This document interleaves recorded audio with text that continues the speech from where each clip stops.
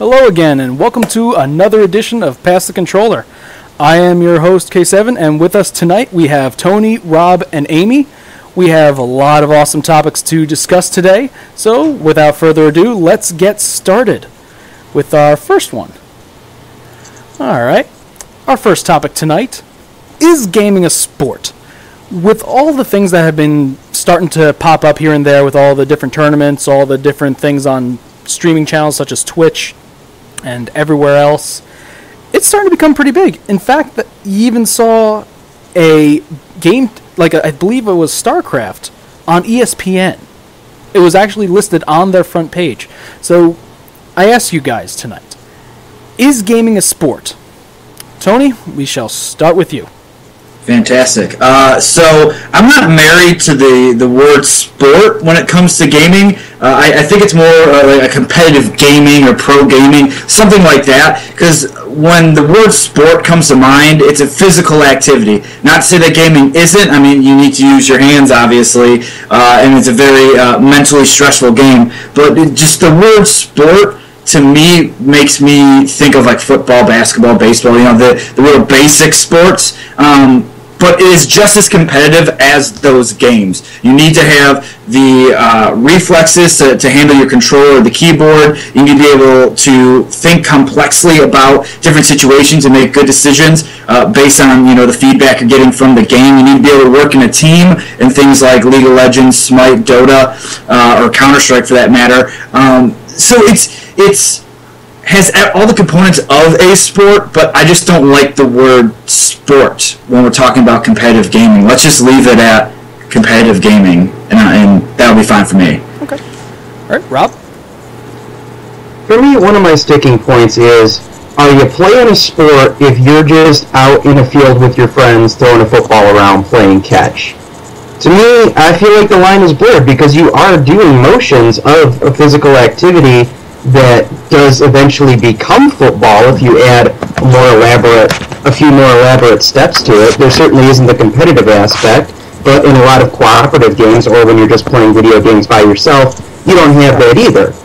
So then we go into the fact that, well, there needs to be some form of official competition, and now we're starting to get that a lot more with games. I mean, there's $1 million cash prizes being handed out for mobile tournaments.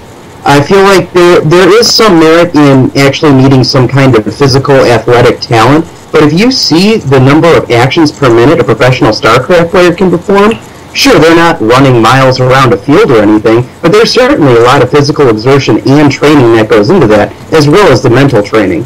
So I do feel that gaming should be classified as a sport because it's just not as established as a lot of the mainstream sports are, but it still has similar actions forming the basis of it, and you need those casual actions in the real sports as well for people to get into it. No one in their right mind would really consider a 4 or 5 year old playing half a soccer game would qualify as the same thing as a World Cup, but you need those kids doing that before you can even have a player base to make a World Cup in the first place. Okay. All right. Amy? Well, I guess I can agree a little bit, because in order to play a sport, you have to not only be physically capable, but you have to be mentally capable, because not only are you doing a lot of strong physical activity, you're going to be doing a lot of mental activity, like plotting where to run at the last second. So all sports, no matter physical or playing on a controller, they all require a lot of physical and mental capacity. And now we're heading into an era where games can be sports, but even can be expanded upon. There's another thing that's also growing in sports of gaming, not just like things like StarCraft or Dota or League of Legends.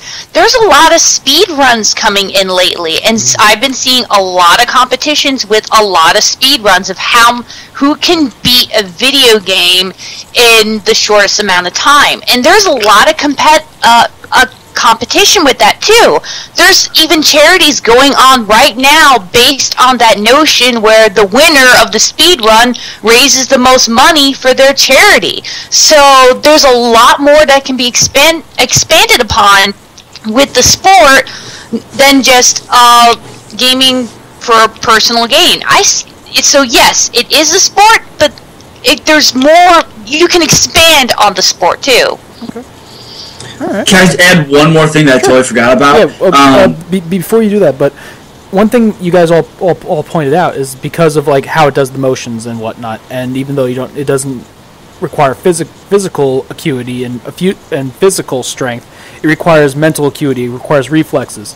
There are a lot of sports out there that are like that. Like, for example, golf. You do not need to be really athletic to be very good at golf. You need to go through the motions. You need to still have the skill involved. It's more like would you say it would be more like a skill sport rather than, say, like an athletic sport then? Like a skill or precision game, yes. Possibly? Well, I mean, that's how I think of golf usually. Would you consider bowling a sport? I would consider darts and bowling a sport. Bowling is a sport. I bowled, man. Bowling is a sport. I will take you to court.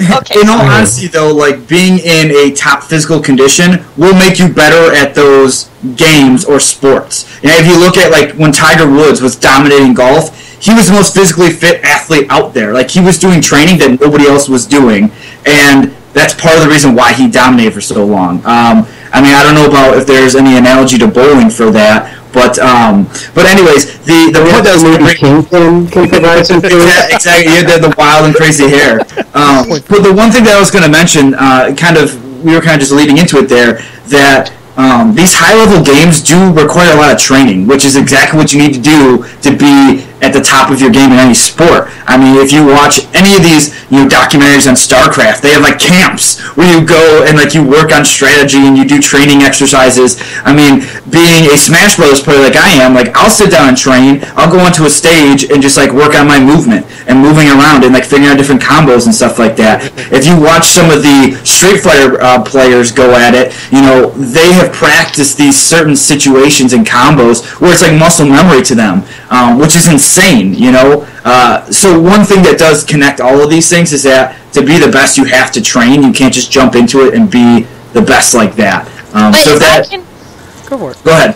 If I can also counter, not only is it training, I still stand that you still need, especially to have the mental capacity to do it, especially in bowling. When I'm in the bowling and I want to get a strike, not only do I have to be physically fit to be able to carry between a 15 to a 20-pound ball, I have to figure out where to place the ball, how to place it in the lane. Place it in the lane, but where also to place it in the rain. And you gotta have the bumpers up. Let me finish here. Pinball. Yeah, you have to place the ball down, where to place it, how to curve your hand to make sure the ball will curve just right to position it exactly where you want it on the precise pin to get as many down as possible for the potential strike. So there's not only physical, but there's a lot of mental and sometimes even math in figuring out where to make sure that ball hits in order to get as many pins down. So no, there is not just physical, but a mental capacity in sports, especially in bowling and even in golf, where which swing, how the wind is going to blow, if there's like 20 mile per hours of wind gust playing at the time, how are you going to hit the ball? Will that affect where the ball is going to land? Can you adjust your swing in order to make sure you can use that gust of wind to your advantage? There's a lot of strategy involved in all sports, and that includes gaming. Okay. And Rob, you want to finish it off? Oh, I just kind of put everything in that initial part. I didn't really have anything else to add. Okay. Good job, Rob. Way to be concise, man. Alrighty. Well, in that case, we'll end round one. Tony, you currently have 8 points. Rob, you are currently at 7, and very good with the golf and bowling references. I was impressed by that. So, Amy, you are also at 7 points. Well done. I am surprised, considering it's sports. There was a lot of good points in there. Well, I play golf myself, and I know all the crap that goes into it. Me too. All right. It's a tough sport, man. I don't know about golf, but I do know a lot. But since we're short on time tonight, let's move on to the next topic. The next topic for this evening: cheating in pro gaming. So it's going to be like sports regardless. Cheating in pro gaming in regards to tourneys and otherwise. Recently, there were a bunch of stories of professional Counter-Strike players being basically VAC banned in both tourneys and in non-tournament play. Just even when the guy was streaming, one of the teammates got booted from the servers because he was caught using cheating mechanisms. What are your thoughts on that? Is it a big deal? And after getting caught cheating, do they deserve to get, kicked out of pro gaming altogether? Amy, we'll start with you this time.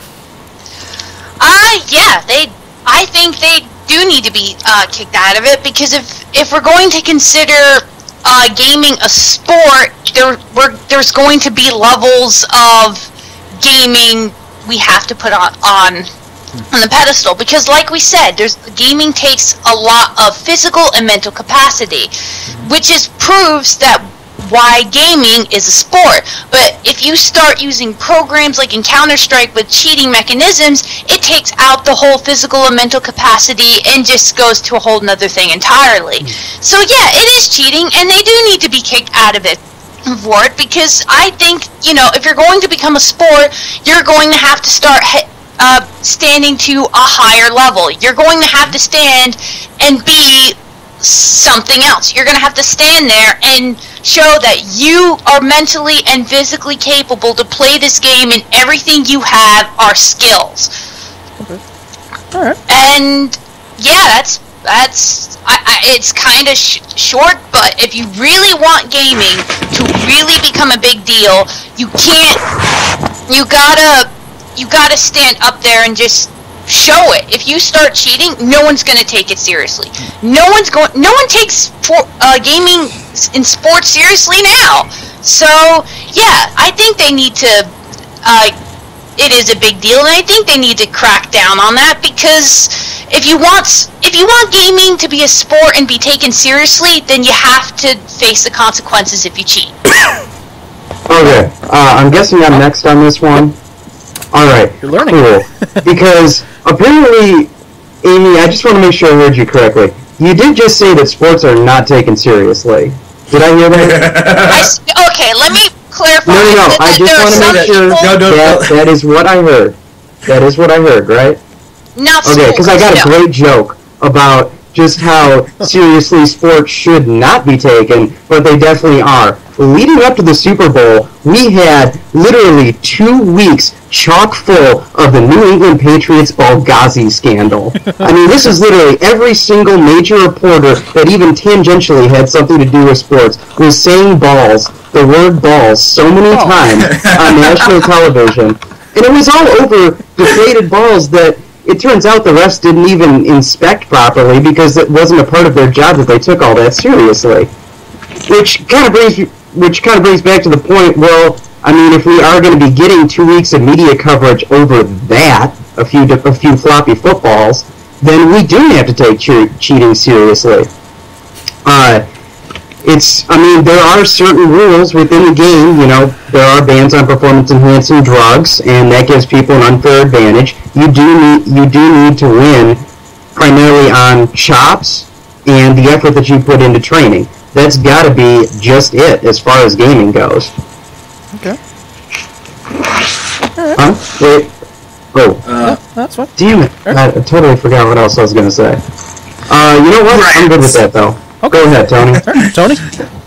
So I guess this made me think of the old adage in sports, or at least in professional sports: if you ain't cheating, you ain't trying. So as sports or as gaming is going to get more and more money involved in it, there's going to be cheating scandals. Like, it's going to happen. I mean, look what happened in baseball. We had congressional hearings about steroid use and all this stuff. Pete Rose, one of the best baseball players of all time, gets banned from all of baseball because he was gambling. Yeah, this stuff's gonna happen, and yeah, you need to kind of put the foot down and make sure this stuff doesn't keep happening. Gaming right now is like the Wild West. There isn't any sort of governing body when it comes to this stuff. So yeah, they should be very swift in their punishments, especially in games like this where you can very easily cheat, it seems like. I mean, Counter-Strike especially, you see articles coming out all the time about how these guys are using aiming modifications and stuff like that. Like, it's absolutely crazy. But, yeah, any time that there's this amount of money in a professional tournament, people are going to be trying to cheat because they're hungry for that cash. So I don't know about permanent bans, especially on like first offenses, but you need to suspend these guys for a season and make sure that when they come back that they're playing the correct way, and then that totally lends to a nice storyline. So this guy got cut for cheating, and then he comes back and has like a crazy year doing it the real way. Like that's the kind of stuff you see in sports that's keeps people engaged. You know, those storylines. Say it's like Rodriguez of Counter-Strike. Yeah, absolutely. Like I still just to get back to baseball for a second. God damn, I think it's ridiculous that Pete Rose is never going to be in the Hall of Fame when guys like Barry Bonds and Mark McGwire and Sammy Sosa are going to have their records in there. I mean, there's going to be an asterisk there, but Pete Rose was one of the best baseball players of all time, and we could do an entire show centered around sports if you guys want at another time. Right. But I'd be down. Oh, I remember what I was going to say too. Okay. But Tony, did you still? I'm good. Yeah, go ahead, man. Go ahead. Okay.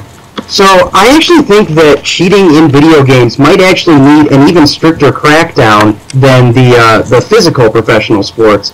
And the reason being is that, at least with the physical sports on the field, there are ways for players to enforce accountability on other players violently. It may not always be within the rules, but, you could foul the shit out of somebody in basketball. In baseball, you could just throw the ball right at their head. In football, you could take their legs out, you could give them a headshot. In hockey, you can actually just get into a fist fight on ice skates with them. There really isn't anything that you can do in a game of Counter-Strike within the game. I suppose you could call a SWAT team to their house, but that might lead to a little problem with the feds. So you get 5 years for that, I hear. Yeah. So it's kind of like, you can't reasonably expect someone in the middle of a computer game to get up from their computer and just elbow a dude in the back of the head, like you can in regular sports. Man, you throw your mouse. Yeah, I guess you could. So everybody gets a baseball to throw now at these Counter-Strike tournaments. Just take out some dude's monitor. But because it's video games and they can't really throw very far, koosh balls. Koosh balls. Ooh. Yeah, there we go. And like those highlight sticks. Close airsoft gun. Oh gosh. Just they're freaking rocks. And I think one thing, if we're going to go with stricter in gaming and sports and gaming, I think they need to definitely crack down on any kind of sexism, like both ways. If a woman is saying horrible things to a man and it's offensive, they need to crack down on her. And likewise, if they start doing sexist jokes on her in the tournament, they need to crack down otherwise, because I've seen incidents where there were tournaments of professional kind and there would be guys saying things that made this woman obviously uncomfortable, and it just, if we're going to really go that serious, we're going to have to definitely go all out professional and really set a standard and definitely not make that kind of thing the norm. Okay. At least that's what I would want. Speaking, that's what I would say. Yeah. All right. Well, to bring this to a close, one thing I did also read, or just because of all this cheating scandals, makes me wonder how many of them got to that position because of those cheating programs. We'll never know. Yeah. Yeah. So, all right. I guess we could call it for that round. After this round, Tony, you earned yourself another 8 on that one. Rob, you also snagged yourself 8 on that. And Amy, you got yourself 6 on that one. So right now our current score totals are Tony at 16, Rob at 15, and Amy, unfortunately, you are currently behind with 13. So, unfortunately, going into the final round, Amy, we have to say goodbye to you for this one. It's okay. Sports and me is not my thing. I kind of expected it, but it's okay. These guys. Yes, I do bowl, and I really need to get back into that. And I love bowling. Fuck you all. I ain't hating. I'm just saying you do play sports. Like, you are officially a sports baller. She's a baller. True. Yep. All right, true. well, all right. Literally a To the sports final baller. round, we have Tony and Rob facing off in the showdown once again. All right. Kaioken times 4. Hey, wait, that's his thing. Yeah. All right. Well, he got taught it by somebody. I got taught it by not King Kai, but King Kai's monkey, so mine doesn't work as well. He's spirit bombing right there. You see that shit? Spirit bombing. Shut up, Are you sure that's not a fart? Yep. Like he just Spirit made fart. out his ass? Alrighty, well, bringing it down to the showdown, as usual, it is a best of 3 topics, and I'll be giving 1 point, essentially, to the winner of each topic, and, well, the first person to 2 points wins. And we'll be covering all 3 topics regardless. So, without further ado, let's get to topic number 1. Recently, it has been said that Bethesda was one of the first to set up a conference at this year's E3. They also mentioned that they have a big announcement coming for everyone. Oh shit. What do you guys think that it will be? Tony, you had the most points after the standard time. You start off. You have a minute to go.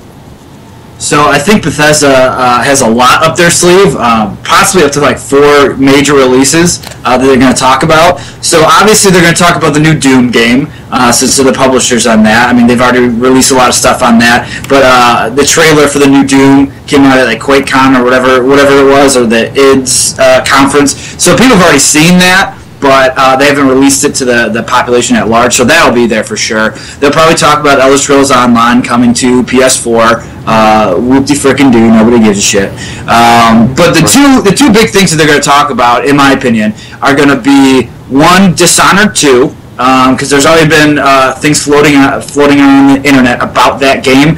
Had a great first iteration, and I really hope that the next one comes out and blows people away again on next generation consoles. But then, I mean, the monkey in the room, I guess, would be, or the elephant in the room. Monkey in the room, what the fuck? We're still thinking of Bubbles. Yeah, that's what it is. The elephant in the room is a new Fallout game. So Fallout Boston or Fallout wherever, that'll be there in whatever form that takes. I would love to see them go in like a weird direction with that. Maybe even go, to another country completely. Like do Fallout China or Fallout Japan. Do something that's like something completely different that has crazy different topography than what they've shown so far, or maybe have some sections of the world that aren't really as touched by this nuclear apocalypse. Like it would be interesting to see some more realism to it, and not just mutated, crazy monsters. It'd be interesting to see old world versus the apocalypse world, fighting off. But anyways, those are gonna be the 4 big things. Okay. All right, and Rob, you got yourself a minute. What will be the big announcements? Here's why I think it just has to be Fallout 5.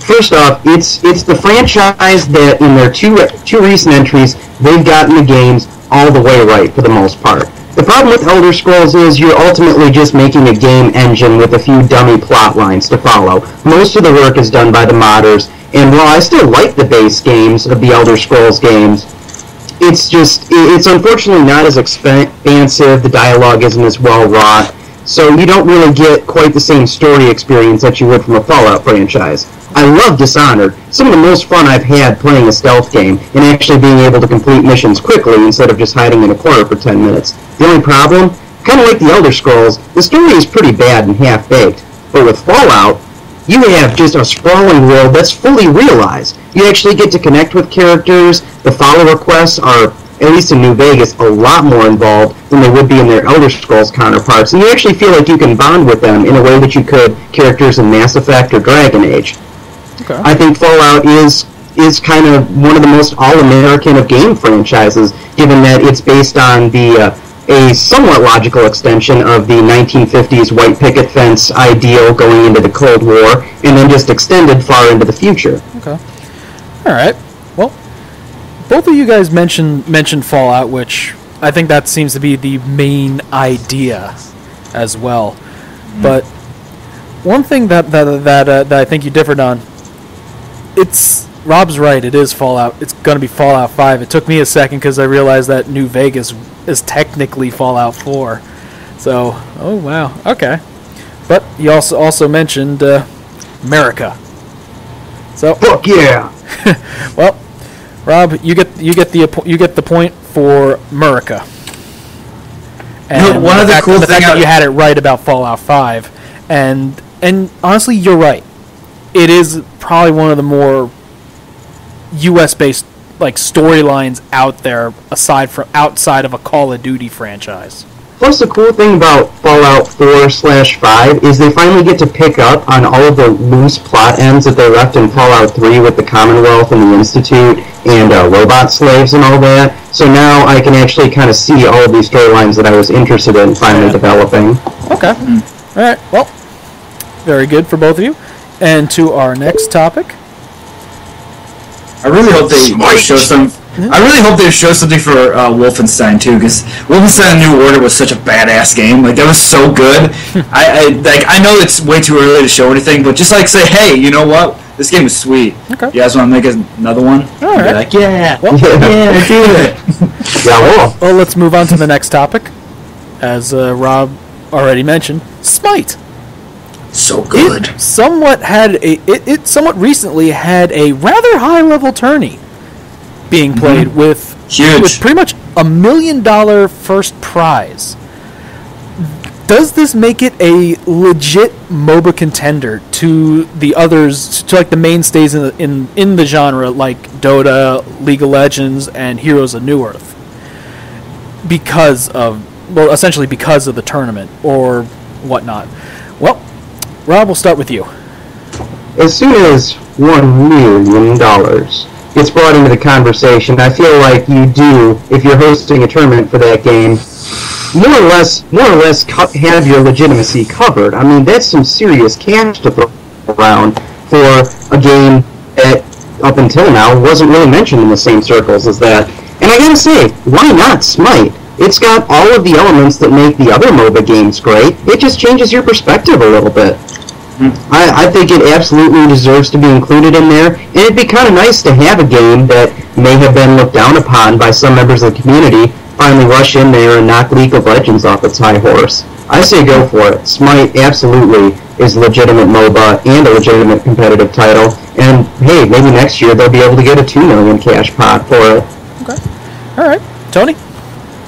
So yeah, the prize pool actually was $2.6 million, like for the entire thing, which was kind of crowdfunded from the game. So they had like these items that you could buy and that like kept going into the prize pool and stuff like that. It was really cool how they handled it. But Smite, because I actually play the game very little these days, but I have. It's really, really fun. I haven't played a lot of League or Dota 2, but this one's really accessible because in League and Dota 2, you have to use your mouse. You got to click around. It's like an RTS style of a game, whereas Smite, you use WADS to move around, or you can format to a controller really, really easily.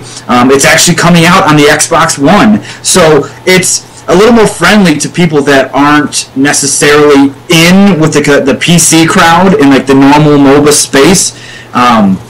It's a lot of fun, and that change in perspective does change a lot of how the game works. It becomes a lot more of a skill shot type of a game. Like I know that you have to do the same sort of things in League and Dota, but having to aim down your sights to hit somebody with like a crazy ultimate blast it's hard to do, especially when people are moving around.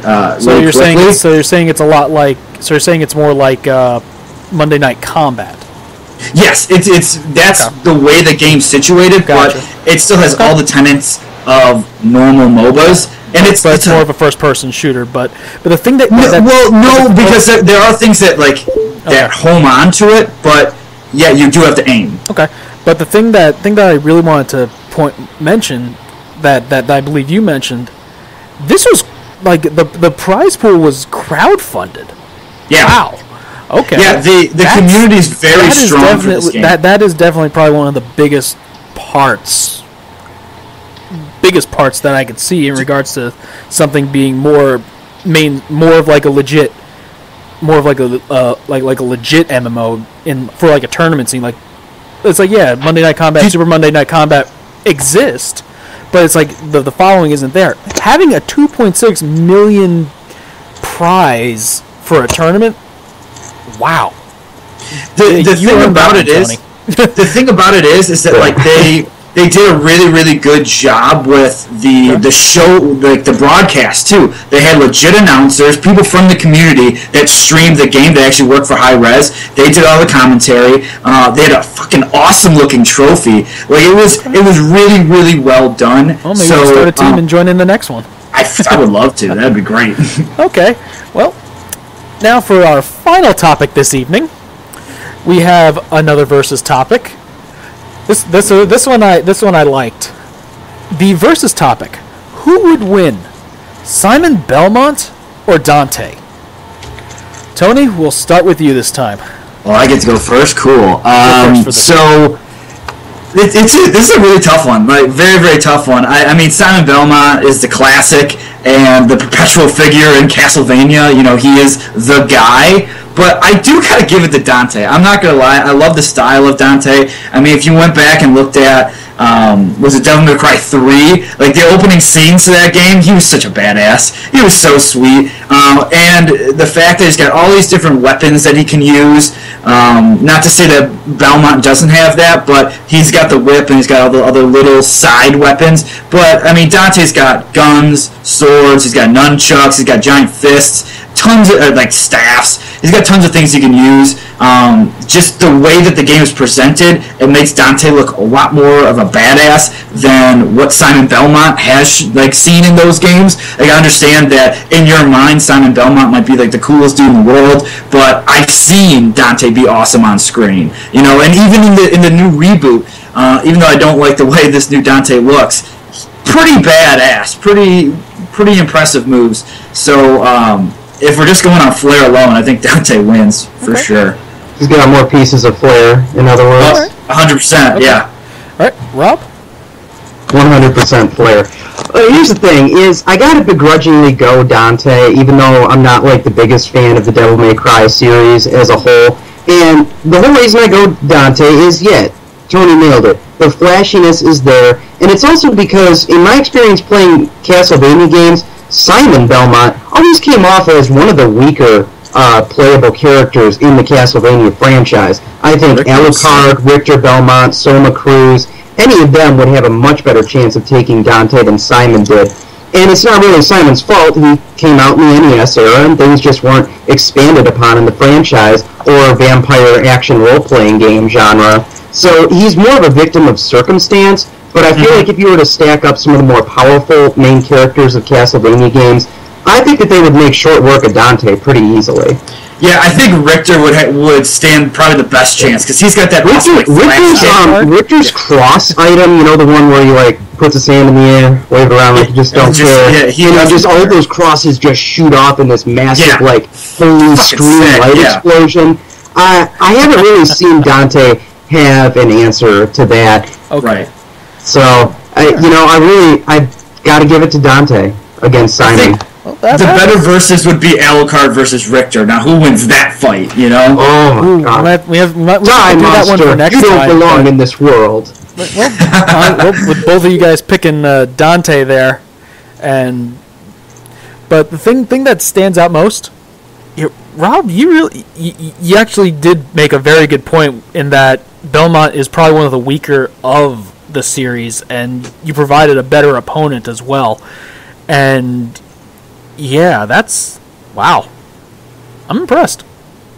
Thank you. I'm pretty impressed on that. So for that one, Rob, congrats. You earned that one.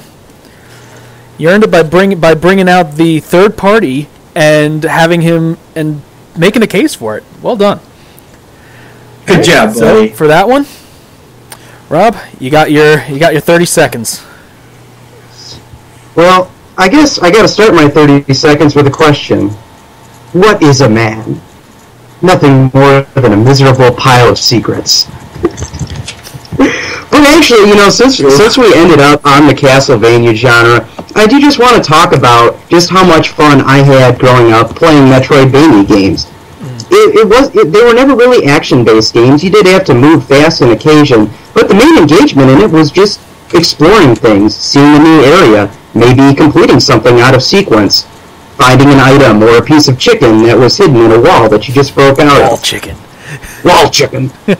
It's something that, while there is a lot of gameplay favoring exploration in Bethesda RPGs, I don't feel like you have quite the same magic that you do in the old Metroid and Castlevania games, where you're in a confined space and trying to work within walls instead of in a big, open air area where there are a bunch of random encounters. Instead, you have to work around set encounters that also respawn as soon as you leave the screen and go back. Oh my god. So yeah, I just really got to give props to the Metroidvania genre, and I'd really like to see another Metroid Prime game come out. Please make that happen. I agree. Yes, sir. All right. Well, thank you very much again for all three of you, Tony, Rob, and Amy. You guys are absolutely fantastic for coming on again.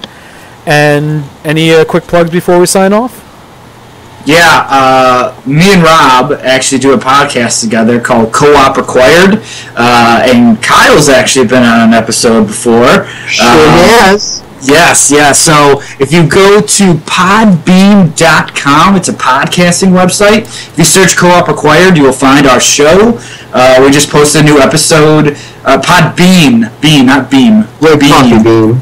Yes. Yes. So if you search Co-op Acquired, you will find our show. We just released a new episode just last week where we talked about the new Zelda Netflix series that might happen. We talked some Smash Brothers and Persona 5. Yeah. So for Valentine's Day, yes. we had greatest video game romances of all time. It's a shorter list than you might think. Yeah, absolutely. So definitely give that a check out if you can. It would be great. All right. Well, for Tony, Rob, and Amy, I am Kyle, and thank you all very much for watching, and have a wonderful night. Thanks for having us, Kyle. Yes, thank you.